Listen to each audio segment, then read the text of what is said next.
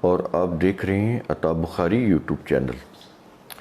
کچھ دوستوں نے عثمان رضی اللہ عنہ سے متعلق کہا ہے کہ ان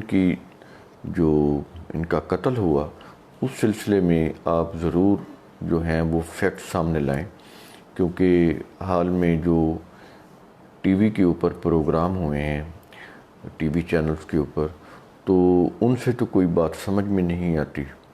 تو یہ کیا چیز تھی؟ دیکھیں، ہمارے پاس جو اس دور کے جو واقعات ہیں اس میں جو ہسٹری ہمارے سامنے ہے، تو ہم نے تو اسی کی روح سے ہی بات کرنی ہے۔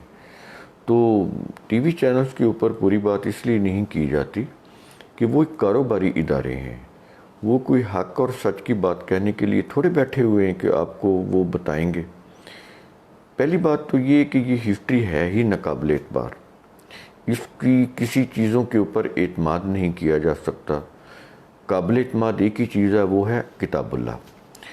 اگر یہ لوگ ہسٹری سے عثمان رضی اللہ عنہ کا واقعہ بیان کرتے ہیں تو پھر ہسٹری سے یہ کیا طریقہ ہے کہ اس میں سے اپنے مطلب کی چیز لے لیتے ہیں، اور جو اس میں جو چیزیں بتائی گئی ہیں، جو اصل چیزیں ہیں، اس کو وہ بیان نہیں کرتے، چھپا لیتے ہیں، لوگوں کی نظروں سے اوجھل کر دیتے ہیں۔ تو یہ طریقہ پھر صحیح نہیں ہے۔ تو ہسٹری کو اگر بیان کرنا ہی ہے تو آپ پھر قرآن کی روشنی میں بیان کریں، تو پھر تو چلیں کوئی فائدہ بھی ہو سکتا ہے۔ ادروائز اس طرح سے وہ عقیدت کی روح سے اگر چیزیں کرتے چلے جائیں تو وہ تو ایک پھر مذہبی اور مسلکی سی چیز ہو جاتی ہے۔ وہ اہل سنت اپنے حساب سے پیش کر دیں گے، اہل تشیع اپنے حساب سے پیش کر دیں گے، اس کا پھر فائدہ نہیں ہے، وہ تو پھر ایک مذہب کی چیزیں ہیں۔ ہم کوشش کریں گے کہ آپ کو ہسٹری میں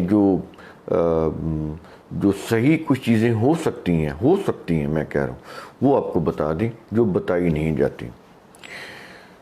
تو دیکھیں، یہ جب شہادت کی داستانیں بیان کرتے ہیں تو کسی جگہ پر آپ نے نہیں سنا ہوگا کہ عثمان رضی اللہ عنہ کی، پہلے تو وہ بات ہی نہیں کرتے تھے، تو اب وہ تھوڑی بہت جو بات کرنے لگے ہیں تو اب بھی وہ جو حقائق ہیں ان کو بیان نہیں کرتے۔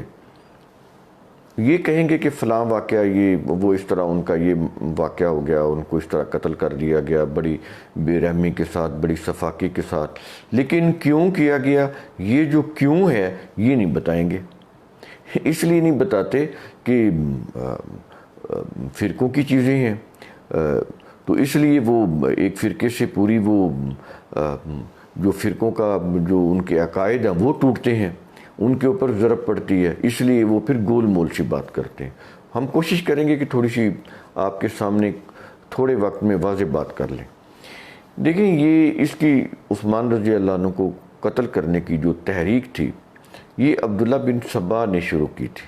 یہ مسلکاً عبداللہ بن سبا یہودی تھا، تو یہ یمن کا رہنے والے تھا، تو یہ اس نے اس کی تحریک کا آغاز کیا تھا۔ تو میں نے پہلے بھی آپ کو بتایا تھا کہ اس قرآن نے نسل پرستی کی سختی سے مخالفت کی، مذمت کی ہے، اس کو منع کیا ہے کہ یہ نسل پرستی نہیں ہونی چاہیے۔ اللہ کے نزدیک وہ لوگ زیادہ مقام رکھتے ہیں جو تقوی کے اعتبار سے بلند، تو یہ چیز ہے نا، اس میں نسل پرستی تو ہے ہی نہیں۔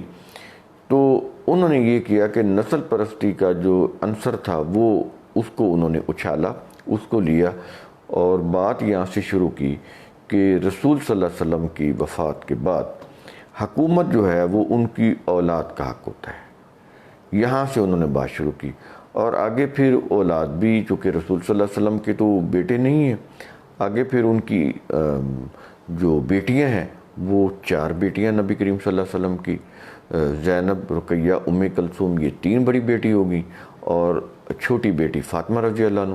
4 جو بڑی بیٹیاں ہیں ان میں سے جو زینب ہیں وہ ابو العاص بن ربیع کے گھر ہیں، یہ بھی اموی خاندان کی ہیں، اور رقیہ اور ام کلثوم یہ درمیان کی 2 بیٹیاں ہیں، یہ عثمان رضی اللہ عنہ کے گھر میں یکے بعد دیگرے۔ رقیہ کی وفات ہوئی تو پھر ام کلثوم ان کے گھر میں گئیں، تو یہ عثمان رضی اللہ عنہ کے گھر، وہ بھی بنو امیہ کے تھے۔ اب رسول صلی اللہ علیہ وسلم کی 3 بڑی بیٹیاں بنو امیہ کے گھر میں، اور چھوٹی بیٹی بنو ہاشم کے گھر میں، یعنی علی رضی اللہ عنہ کے گھر میں۔ تو اس طرح سے یہ معاملہ بنتا ہے۔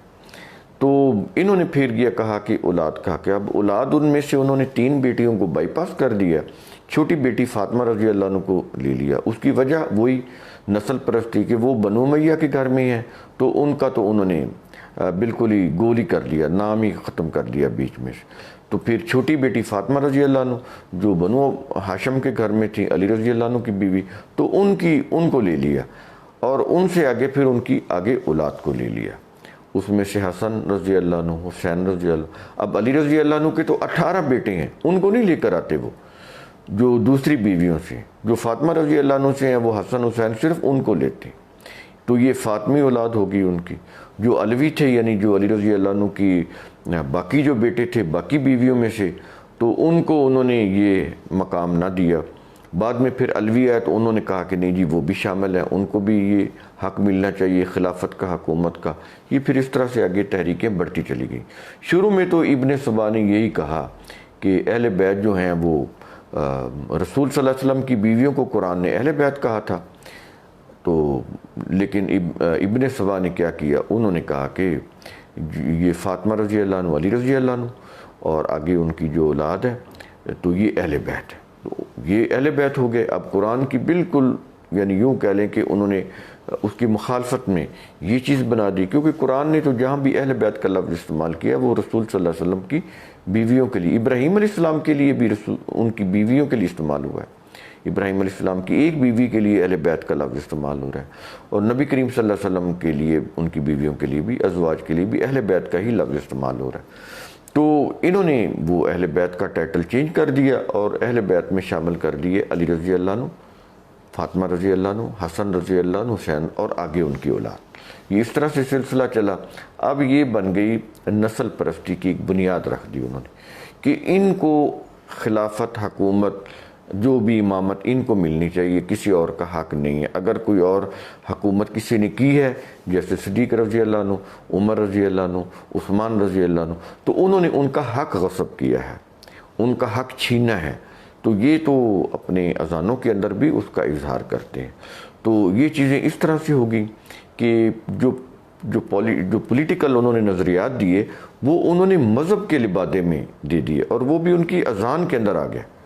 وہ ہے نا جو اشہد ان امیر المومنین و امام المتقین علی ولی اللہ وصی رسول اللہ و خلیفتہ بلا فصل، یعنی علی جو ہیں وہ ولی ہیں، جبکہ اللہ کہتا ہے کہ ولی میں ہوں، انما ولیکم اللہ، کہتا ہے تمہارا ولی تو اللہ ہے، لیکن انہوں نے کہا علی ولی ہے، علی ولی اللہ وصی رسول اللہ، یہ رسول صلی اللہ علیہ وسلم کے وصی ہیں، یعنی رسول صلی اللہ علیہ وسلم نے وصیت کی تھی کہ میرے بعد تم خلیفہ ہوگے، میرے بعد تم امام ہوگے، میرے بعد تم مولا ہوگے، ٹھیک ہے نا۔ یہ ساری روایتیں اہل سنت کی کتابوں میں بھی ہیں اور اہل تشیعوں کی کتابوں میں بھی۔ تو یہ پھر اس طرح سے عقیدت پیدا کی گئی نسل پرستی کی بنیاد کے اوپر، اور آگے پھر یہ سلسلہ آگے ان کی اولاد میں بھی چلایا گیا۔ تو یہ شروع میں اس طرح سے کیا گیا۔ تو ابن سبا نے یہ تحریک چلائی تھی کہ صدیق رضی اللہ عنہ نے، عمر رضی اللہ عنہ نے، عثمان رضی اللہ عنہ نے علی رضی اللہ عنہ کا حق غصب کیا، ان سے امامت اور خلافت کا جو حق تھا علی رضی اللہ عنہ کا وہ چھینا، اور حکومت کے اوپر وہ قابض ہو گئے۔ تو حق تھا ان کا کہ یہ حکومت کرتے، یہ خلافت کرتے، یہ امام بنتے، تو وہ بن گئے۔ تو اس طرح سے انہوں نے کہا کہ اب عثمان رضی اللہ عنہ کے دور میں یہ ابن سبا نے جب تحریک کو زیادہ جب پروان چڑھایا، زیادہ ڈیولپ کیا، جب اس نے قوت اکٹھی کر لی عمر رضی اللہ عنہ کے قتل کے بعد، تو اس نے اپنی جماعت کو بڑا منظم کر لیا۔ تو اب یہ جو عثمان رضی اللہ عنہ کے خلاف یہ تحریک شروع ہو گئی تھی کہ تم اپنی خلافت سے دستبردار ہو جاؤ، ورنہ ہم تمہیں خود جو ہے اس سے دستبردار کر دیں گے، اور جس کا حق ہے اس کو خلافت دلائیں گے، یعنی علی رضی اللہ عنہ کو۔ تو یہ چیزیں اس طرح سے ہوئیں۔ تو انہوں نے پھر مدینہ کے اوپر حملہ کر کے، جب سارے لوگ حج پر گئے ہوئے تھے، تو موسٹلی لوگ حج پر گئے ہوئے تھے، مدینہ میں کم لوگ تھے، تو انہوں نے اس طرح کا وقت کا انتخاب کیا کہ ایسے وقت میں جب لوگ حج پہ گئے ہوئے تھے تو یہ مدینہ میں آئے، اور انہوں نے اچانک حملہ کر کے عثمان رضی اللہ عنہ کو قتل کر دیا۔ یہ تھی جی وجوہات۔ تو یہ نہیں بتائیں گے آپ کو ٹی وی چینلز کے اوپر، مساجد کے اندر بھی نہیں بتائیں گے، اگر یہ ہسٹری صحیح ہے، جس ہسٹری کی روح سے یہ واقعات بیان کر رہے ہیں، اس ہسٹری کے اندر یہ لکھی ہوئی ہیں یہ چیزیں، تو پھر یہ بھی چیزیں بیان کریں، یہ نہیں بیان کرتے۔ اس کی وجہ یہ ہے کہ ان کے فرقوں کے اوپر زد پڑتی ہے، ان کے فرقے جو ہیں وہ ڈیمیج ہوتے ہیں، اس لیے یہ پھر پوری بات نہیں کرتے، ادھوری بات کرتے ہیں، گول مول بات کرتے ہیں۔ تو اس طرح سے انہوں نے یہ ساری چیزیں کی، اور عثمان رضی اللہ تعالیٰ عنہ کے خلاف انہوں نے تحریک چلائی تھی۔ تو میں نے مختصراً آپ کو بتا دیا کہ کس طرح سے یہ معاملات ہوئے۔ اچھا، یہ جو تحریک تھی ابن سبا نے، یہ امر بالمعروف اور نہی عن المنکر کا جو لبادہ اوڑھ کر کی گئی تھی، کہ اس نے تحریک جب شروع کی، اس نے کہا کہ ہم لوگوں کو بھلائی کا حکم دیتے ہیں اور برے کاموں سے منع کرتے ہیں۔ یہ تھا امر بالمعروف اور نہی عن المنکر، کہ اس کے لیے انہوں نے ایک جماعت بنائی، اور اس نے پھر لوگوں کے اندر عثمان رضی اللہ عنہ کے خلاف لوگوں کو ابھارا، اکسایا، ان کے اندر علی رضی اللہ عنہ سے متعلق عقیدت کے جذبات بھرے کہ امامت، خلافت، حکومت ان کا حق ہے جو ان سے چھینا گیا ہے۔ تو اس طرح سے انہوں نے پھر اپنی افرادی قوت کو بڑھایا، اور اس کے اندر فیکٹر تھا وہ جو عراق جس کو عمر رضی اللہ عنہ نے فتح کیا تھا، تو وہاں کے جو لوگ تھے جو مغلوب تھے، تو ان کے اندر بھی انتقام کا جذبہ تھا کہ ہمارے عراق کو انہوں نے، عربوں نے فتح کیا تھا، تو ہم مفتوح قوم ہیں۔ تو انہوں نے پھر اپنی شکست کا بھی بدلہ لینا تھا، عراقیوں نے، پرشین لوگوں نے، تو وہ انہوں نے اپنی شکست کا بدلہ لینے کے لیے وہ بھی ابن سبا کی تحریک کا حصہ بن گئے تھے، وہ بھی اس کے ساتھ شامل ہو گئے تھے۔ تو اس طرح سے یہ پھر تحریک بہت زیادہ مضبوط ہوگی۔ اس میں ایک اور فیکٹر بھی تھا، وہ تھا اجمیوں کی اور عربوں کی آپس میں جنگ، کہ یہ جو اجمی تھے یہ تعداد میں زیادہ تھے، یہ جو پرشین کے لوگ تھے یا عراق تھے یہ تعداد میں زیادہ تھے، عرب کے لوگ کم تھے۔ تو عرب کے لوگ پھر خانہ بدوش تھے، بادیہ نشین تھے، بدو تھے، کوئی ان کا نظام نہیں تھا، کوئی ریاست نہیں تھی، کوئی مملکت نہیں تھی، کسی نظام کے وہ تابع نہیں تھے، وہ صحرائی لوگ تھے، کسی سسٹم کو نہیں سمجھتے تھے، نہ جانتے تھے۔ پھر یہ کہ کھانے پینے کی چیزیں بھی ان کے ہاں پوری طرح سے نہیں ہوتی تھی، پانی تک نہیں ہوتا تھا ان کے پاس۔ تو یہ جو عراق اور یہ جو پرشیا، یہ بڑے سرسبز اور بڑے خوشحال اور ممالک تھے، اور پھر بڑی ان کی تہذیب، پرانی قدیم ترین تہذیب تھی، تو اس لیے ان کو اپنی پرانی تہذیب کے اوپر بھی ناز تھا، فخر تھا، غرور تھا۔ تو یہ عربوں کو کسی خاطر میں نہیں لاتے تھے۔ تو جب عربوں نے پرشیا کو فتح کیا، عراق کو فتح کیا، تو ان کے اندر انتقامی جذبہ بڑی شدید نوعیت کا تھا، تو وہ ان سے اپنا انتقام بھی لینا چاہتے تھے۔ تو اس لیے بھی وہ ابن سبا کی پلیٹ فارم کے اوپر آ گئے، جو ابن سبا نے پلیٹ فارم ان کو مذہبی طور پر دیا، تو وہ اس کو انہوں نے ویلکم کیا، اور بڑے شد و مت کے ساتھ اس کی جماعت کے اندر یہ شامل ہوئے ہیں۔ ورنہ عثمان رضی اللہ عنہ اتنی بڑی مملکت، ایسے ان کو قتل کیا جانا، یہ کوئی معمولی بات نہیں تھی۔ یہ سارے فیکٹر تھے، اور بڑے سٹرونگ فیکٹر ہیں عثمان رضی اللہ عنہ کے قتل میں، یہ فیکٹر کام کر رہے تھے۔ تو اس وجہ سے یہ ساری چیزیں ہوئیں کہ یہودیوں اور مجوسیوں کی جب گٹھ جوڑ ہوا ہے، ان کا جب اتحاد ہوا ہے، تو پھر یہ عثمان رضی اللہ عنہ کا قتل ممکن ہوا۔ بعض لوگ سوال کرتے ہیں جی صحابہ تھے اور اتنی بڑی ان کی حکومت تھی، تو یہ کیسے ہو گیا کہ انہوں نے عثمان رضی اللہ عنہ کو کیسے قتل کر دیا؟ تو اس کے اوپر بھی ہم نے پہلے بھی ویڈیو کی ہے۔ تو آپ یہ سمجھ لیں کہ یہ صحابہ کرام تو دیکھیں وہ تو پھیل گئے تھے اس وقت، تو حج کے دنوں میں تو موسوی لوگ مکہ گئے ہوئے تھے، مدینہ میں کوئی اتنے زیادہ لوگ نہیں تھے، تو انہوں نے ایسے وقت کا انتخاب کیا کہ مدینہ میں بہت زیادہ لوگ نہیں تھے۔ اور پھر پیچھے سے میں نے آپ کو یہ بتا رہا ہوں کہ جتنے بھی مجوسی اور یہودی ان کا گٹھ جوڑ ہو چکا تھا، یہ بڑی پلاننگ کر کے بڑی تیاری کے ساتھ مدینہ کے اوپر حملہ آور ہوئے تھے۔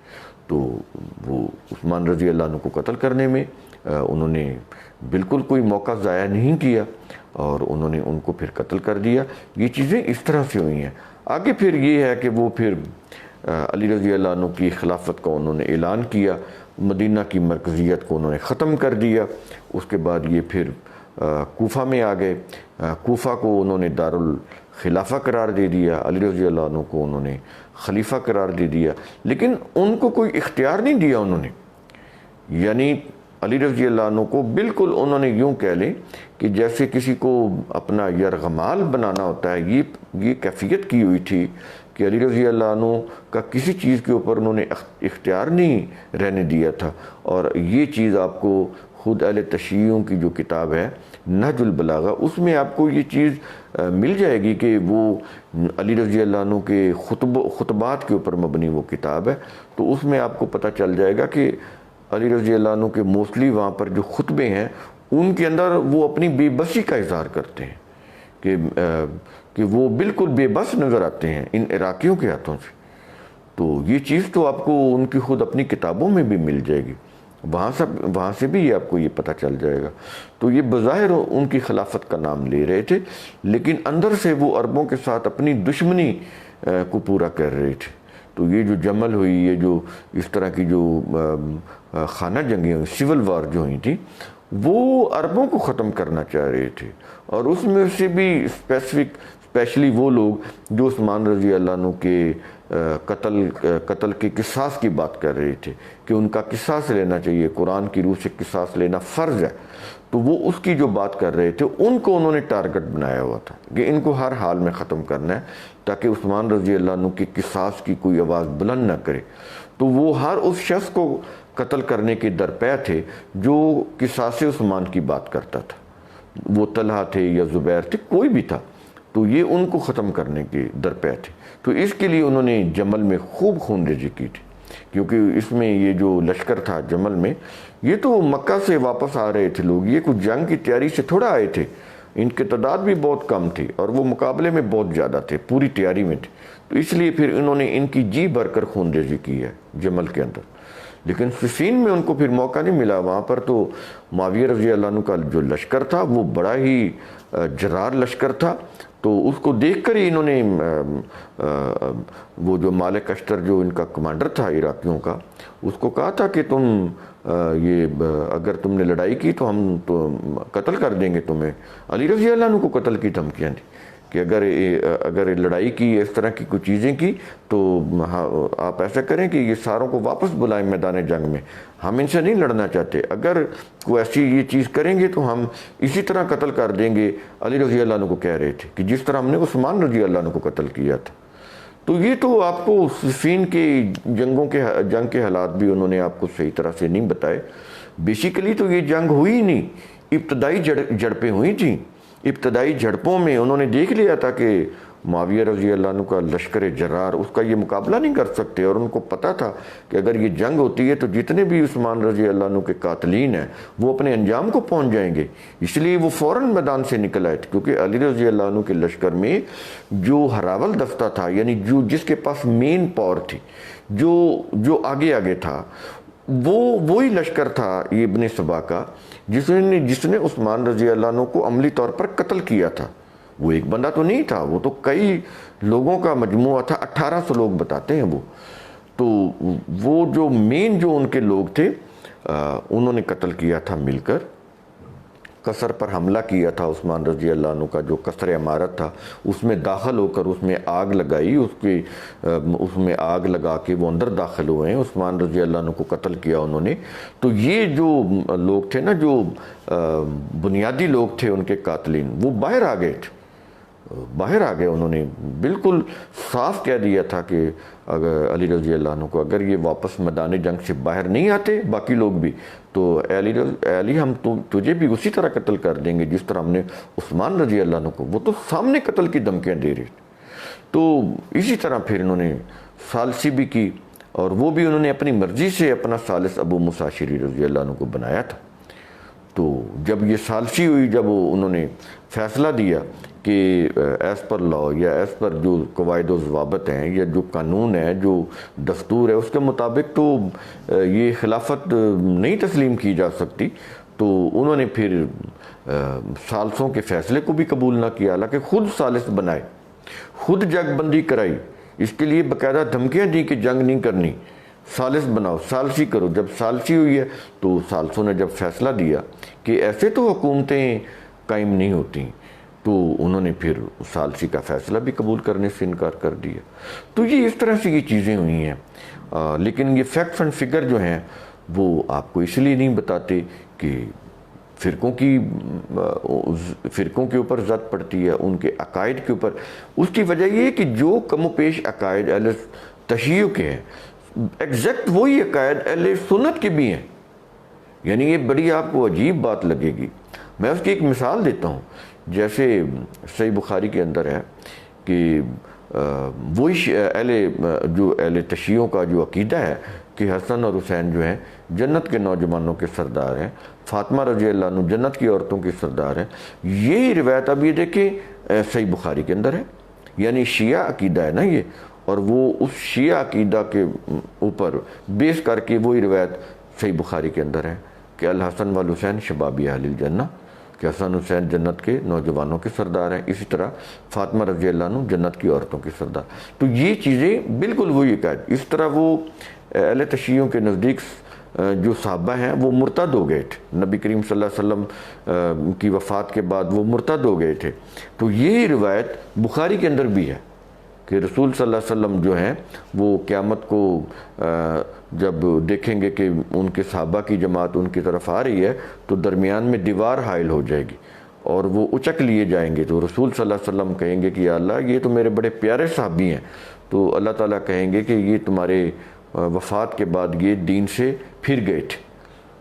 یہ صحابہ کرام کے متعلق یہ روایت بخاری کے اندر بھی ہے. تو یہ آئیڈیالوجی سیم ہے.